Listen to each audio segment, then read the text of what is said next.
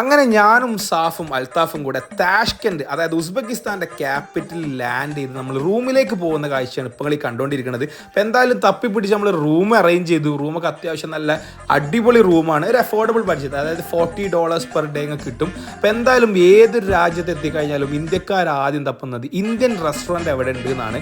അങ്ങനെ നമ്മൾ നമ്മുടെ ബിൽഡിംഗ് ഓണർ അല്ലെങ്കിൽ റൂം ഓണറാണ് നമ്മളിങ്ങോട്ടേക്ക് കൊണ്ടുപോയത്.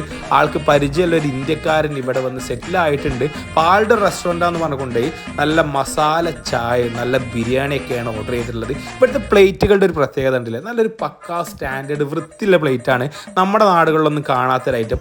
നമ്മൾ ഐറ്റംസ് വന്നിട്ടുണ്ട്, ഹൈദരാബാദി ബിരിയാണി വന്നിട്ടുണ്ട്, പെപ്പർ ബിരിയാണി വന്നിട്ടുണ്ട്. ഞാൻ കൂടുതലും ഫോക്കസ് ചെയ്തത് ഈ ഒരു ഹൈദരാബാദി ബിരിയാണിയാണ് കേട്ടോ. സത്യം പറയുകയാണെങ്കിൽ ഈ ഒരു രാജ്യത്തേക്ക് വരുന്നതിൻ്റെ മുന്നിൽ ഒരു എക്സ്പെക്റ്റേഷൻ എന്ന് പറഞ്ഞു കഴിഞ്ഞാൽ ഒരു ഉണങ്ങിപ്പിടിച്ച രാജ്യം തന്നെയായിരുന്നു. പക്ഷേ ഈ രാജ്യം അടിപൊളി കൺട്രിയാണ് കേട്ടോ. എന്തായാലും മസ്റ്റായിട്ട് വിസിറ്റ് ചെയ്യേണ്ട ഒരു കൺട്രിയാണ് ഉസ്ബെക്കിസ്ഥാൻ.